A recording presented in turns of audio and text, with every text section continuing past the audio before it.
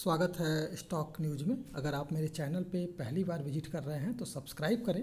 ताकि आपको latest information मिलता रहे। फ्यूचर ग्रुप को लेकर के बड़ी खबर सामने आ रही है। अगर आपने एक भी शेयर अभी भी बचा के रखा है फ्यूचर ग्रुप में तो ये न्यूज़ आपके लिए इम्पॉर्टेंट है, क्योंकि फ्यूचर ग्रुप जो है पूरी कोशिश कर रहा है कि जो भी इन्वेस्टर इस समय अभी भी फंसे हुए हैं उनका पैसा जो है वो जो है जीरो ना हो जाए अमेजोन और रिलायंस के पास जाने के बाद से। इसलिए कंपनी जो है खुद को बचाने में लगी हुई है और फ्यूचर ग्रुप फिर से जो है फ्यूचर ग्रुप के ही नाम से जाना जाएगा, ना कि किसी दूसरे नाम से जाने के लिए फ्यूचर ग्रुप इस समय लड़ाई लड़ रही है। तो क्या बड़ी खबर है उसे सबसे पहले जानते हैं। कि फ्यूचर ग्रुप की तरफ से जो न्यूज़ सामने निकल के आ रही है उसमें ये आ रहा है कि फ्यूचर ग्रुप जो है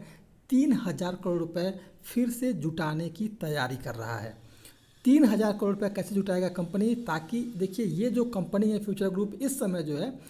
अपने जो है फ्यूचर इंटरप्राइजेज बीमा कारोबार से कुछ अंश जो है, कुछ हिस्सा जो है, कुछ स्टेक जो है वो बेचेगा और बेच करके 3,000 करोड़ रुपए जुटाएगा। और ये जुटाएगा इसलिए ताकि जो है अपना कर्जा कम कर सके और दिवालियापन की प्रक्रिया से बच सके। अगर कंपनी कर्जा चुका रही है और दिवालियापन की प्रक्रिया से अगर बच जाएगी तो फिर जो है आप समझ सकते हैं कि कंपनी जो है फ्यूचर ग्रुप के ही पास रहेगी और फ्यूचर ग्रुप के नाम से ही जानी जाएगी। और फिर जो है आपको आपका जो पैसा जो एक लगातार जो इसमें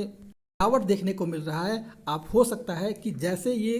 कंफर्म हो जाएगा कि फ्यूचर ग्रुप पर अब जो है कोई कर्जा नहीं रह गया, क्योंकि फ्यूचर ग्रुप कोशिश कर रहा है कि लगातार अपने कर्जे को कम कर सके अपने हिस्से को बेच करके। तो ये कंफर्म जैसे ही हो जाएगा कि अब जो है फ्यूचर ग्रुप के ही पास रहेगा तो आपको इसके स्टॉक में तेज़ी देखने को मिल सकती है। हम इसके न्यूज़ पर जानते हैं कि न्यूज़ क्या है और क्या असर डाल सकता है इन्वेस्टर पर। देखिए न्यूज़ जो सामने निकल के आ रही है वो ये है कि फ्यूचर ग्रुप की एक कंपनी है फ्यूचर इंटरप्राइजेज लिमिटेड, वो जो है कर्ज को, वो भी कंपनी कर्ज में, क्योंकि फ्यूचर ग्रुप की सभी कंपनियां जो है कर्ज में है तो ये भी कंपनी ऑलरेडी कर्ज में है। तो ये जो कंपनी है फ्यूचर इंटरप्राइजेज लिमिटेड वो अपने कर्जे को कम करने के लिए अपना जो है कुछ हिस्सा बेचेगी और इस हिस्सा को बेच करके 3,000 करोड़ रुपये जुटाएगी, जो कंपनी को दिवालिया प्रक्रिया का सामना करने से बचाएगा। इसके अलावा जो है ये जो कंपनी है इस 3,000 करोड़ का जो निवेश जो है अपने कर्जे को कम करने के लिए करेगी। जो भी कर्जदाता जो है इनको पैसा दिए हुए हैं उसको पैसा दे करके अपना छुटकारा करेगी कि भैया अपना पैसा लो और कर्जा से मुक्ति करो मुझे। तो हो सकता है कि आने वाले समय में इसका बेनिफिट जो है इन्वेस्टर्स को, जब फ्यूचर ग्रुप को जब फ़ायदा होगा तो इन्वेस्टर को भी इसका फ़ायदा देखने को हमें मिल जाएगा। इससे पहले आपने देखा ही होगा कि गुरुवार के दिन जो है कंपनी जो है फ्यूचर एंटरप्राइजेज लिमिटेड ने future generally India insurance company limited में अपनी जो है 25% स्टेक को बेचा था। और ये जो कंपनी को बेचा था लगभग 1266 करोड़ रुपए में बेचा था और इस पैसे का भी भुगतान जो है अपने कर्जे को कम करने के लिए ये कंपनी करेगी। इसके अलावा देखा जाए तो ये जो पूरी प्रक्रिया चलेगी, जो पूरी प्रक्रिया इस कंपनी को बेचने की, कंपनी के कुछ हिस्से को बेचने की जो पूरी प्रक्रिया चलेगी वो अगले 30 से 40 दिनों पे चलेगी। और फ्यूचर ग्रुप सामान बीमा कारोबार की लगभग 25% हिस्सेदारी जो है लगभग जो है 1250 करोड़ रुपए में दूसरे इकाई को बेच करके 1250 करोड़ रुपए जुटाएगी। इसके अलावा अगर देखा जाए तो EFL अपने जीवन बीमा संयुक्त उद्यम future generally India life insurance company limited में अपनी जो है 33% जो स्टेक है उसको भी बेचेगी। आपने पहले सुना कि 25% वो बेच चुकी है, लेकिन 33% और भी बेचेगी और बेच करके अपना कर्जा जो है वो ये कंपनी जो है कम करने की कोशिश करेगी। अलग अलग सौदों में अगर देखा जाए तो अलग अलग सौदों में जीवन बीमा कारोबार की लगभग जो है 33% हिस्सेदारी जनरली को और अलग से एक और भारतीय इकाई को जो है लगभग 400 करोड़ रुपए से अधिक की में बेचा जाएगा और बेच करके 400 करोड़ रुपए जो है कंपनी जुटाएगी, ताकि जो है एक ही इसका काम है कि अपना हिस्सा बेच करके कंपनी अपने कर्जे को कम करेगी और डिफ़ाल्टर होने की प्रक्रिया से बचने की कोशिश करेगी। इसके अलावा अगर देखा जाए तो EFL लगभग जो है 2950 करोड़ रुपए जुटाएगा और अपने ऋणदाताओं का भुगतान करेगा। और ये भी भुगतान कैसे करेगा, ये भी अपनी हिस्सेदारी बेचेगा और बेच करके अपने जो है इस हिस्से को कम करेगा। अब देखा जाए अगर 31 मार्च को ईएफएल ने बैंकों और ऋणदाताओं के संघ को जो है लगभग जो है 2911 करोड़ रुपए के ऋण का जो है भुगतान नहीं कर पाया था, क्योंकि इसको लगातार भुगतान करने के लिए दबाव बन रहा था, क्योंकि ये लगातार जो है अपना जो